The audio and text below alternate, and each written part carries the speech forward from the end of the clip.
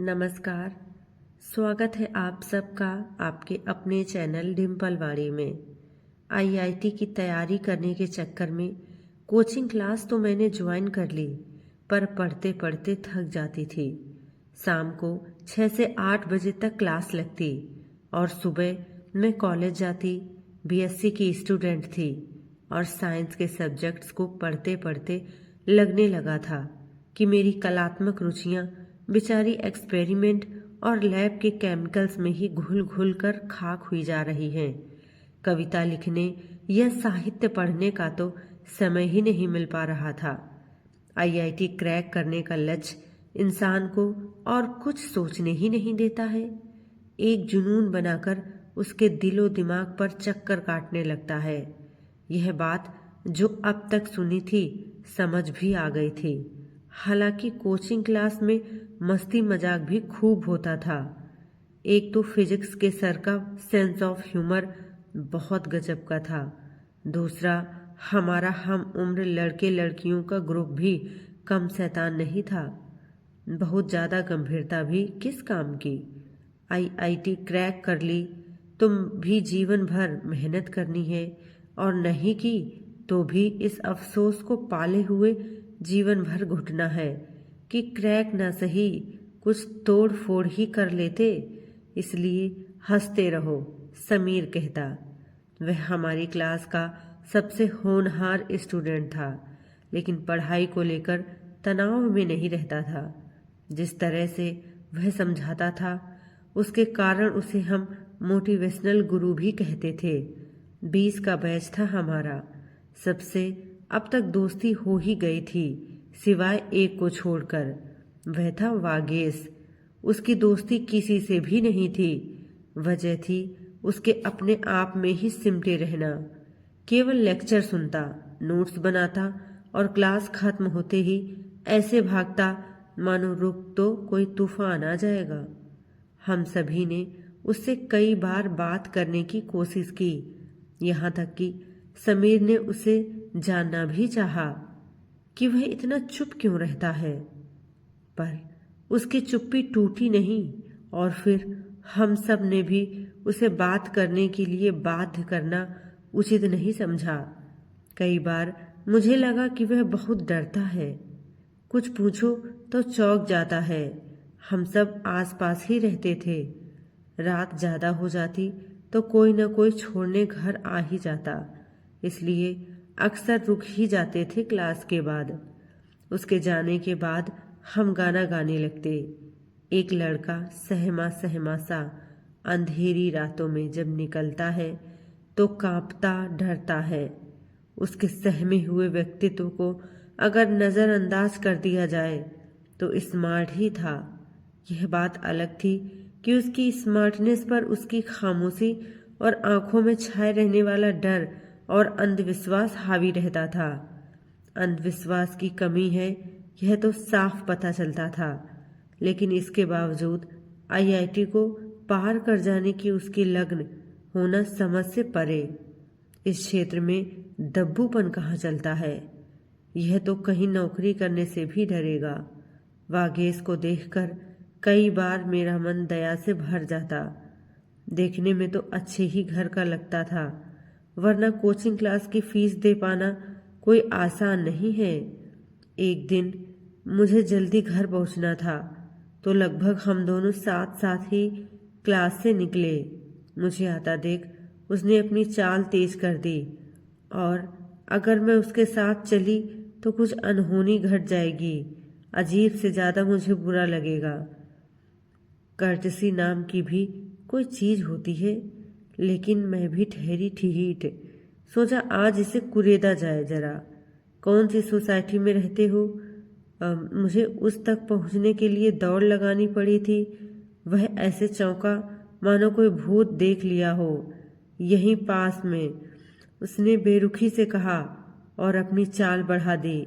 हद होती है, तमीज तो है ही नहीं। एक लड़की साथ चल रही है तो कम से कम थोड़ी शालीनता तो दिखा ही सकता है, या घर तक छोड़ने की पेशकश कर सकता है। मुझे गुस्सा तो बहुत आया, पर मैं फिर अपने कदमों में गति लाकर उसके साथ कदम ताल करने लगी।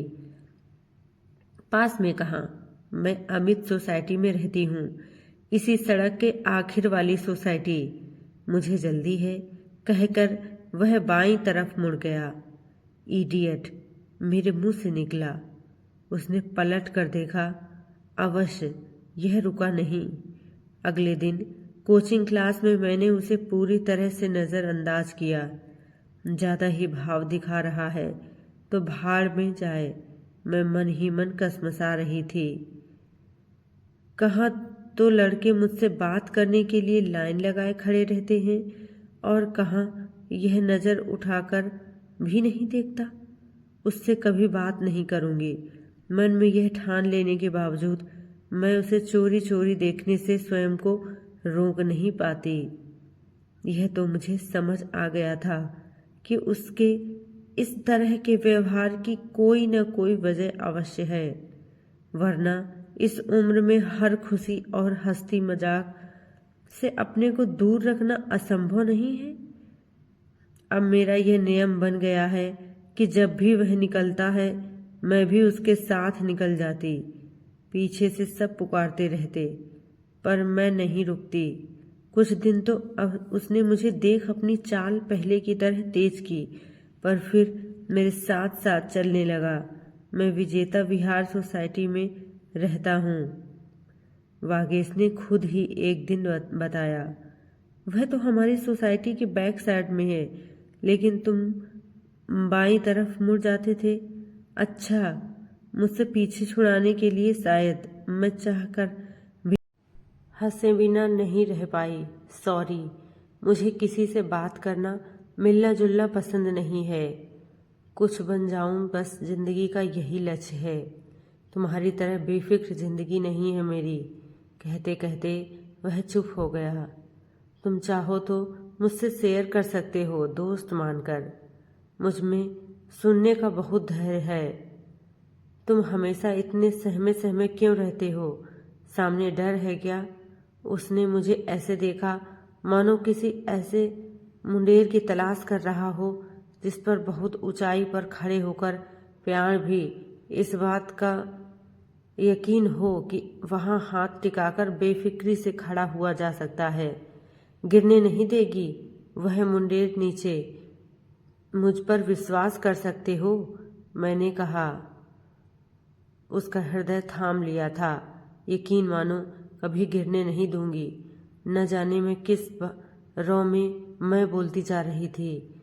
भागेश के प्रति यह खिंचाव मेरे लिए भी किसी आश्चर्य से कम नहीं था, और मैं भी बचपन में दूसरे बच्चों जैसे ही शरारती था।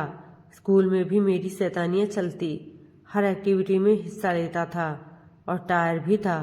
टीचर और अन्य छात्र मुझे बहुत पसंद करते थे। किसी हीरो से कम नहीं था जीवन मेरा। 12वीं में था तो एक रात दुर्घटना में पापा की मौत हो गई। मम्मी को उनकी जगह नौकरी तो मिल गई, पर उनकी पोस्ट नहीं, वेतन भी कम था। आर्थिक परेशानियां तभी शुरू हो गई थी। इस वजह से दीदी का रिश्ता टूट गया। वह जिससे प्यार करती थी उसके साथ ही पापा ने उनका रिश्ता तय किया था। फिर भी उसने दीदी से यह कहकर शादी करने से इनकार कर दिया कि क्या उसे मम्मी का बोझ उठाना न पड़े। दीदी ने सुसाइड कर लिया। तब से मेरे अंदर एक डर बैठ गया है कि कहीं मम्मी को भी मैं न खो दूं। घर बेचना पड़ा ताकि मेरी फीस जुट सके। मैं चाहता हूँ कि जल्दी से जल्दी इस काबिल बन जाऊं कि हमारी सारी तकलीफ़ें दूर हो जाएं। मम्मी को मैं सारे सुख देना चाहता हूँ। मुझे रात से भी बहुत डर लगता है। रात हमसे हमारे अपनों को छीन लेती है। पापा को छीना, दीदी को भी इसी रात ने छीना। मम्मी को रात में मैं कई बार उठकर देखता हूँ कि उनकी सांसें चल रही हैं या नहीं। क्यों होता है अंधेरा, क्यों आती है रात। फफक उठा था वह एक दिन सब बताते बताते।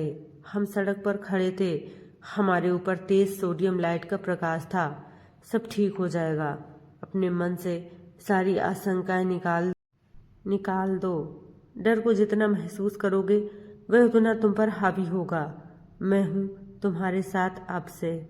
उसने मेरे हाथों को जोर से कस लिया। इस बार जब उसने मुझे देखा तो उसकी आंखों में मेरे लिए विश्वास की लौ जगमगा रही थी। तुम मेरी जुगनू बनोगी? मैंने हाँ में सिर हिलाया। तो फिर कह दूं, मैं अंधेरों से नहीं, मैं उनसे डरता नहीं।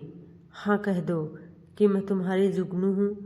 जब से कोई मुश्किल आएगी और डर से तुम्हारे कदम लड़खड़ाने लगेंगे, अंधेरे में रास्ता भटकने लगेंगे, तो कह देना उनसे कि अब कोई है तुम्हारे साथ रास्ता दिखाने के लिए। वागेश मुझे घर छोड़ने आया जाया कर देते हुए उसके चेहरे पर एक चमक थी, जैसे असंख्य जुगनू टिमटिमा रहे हों उस पर। धन्यवाद।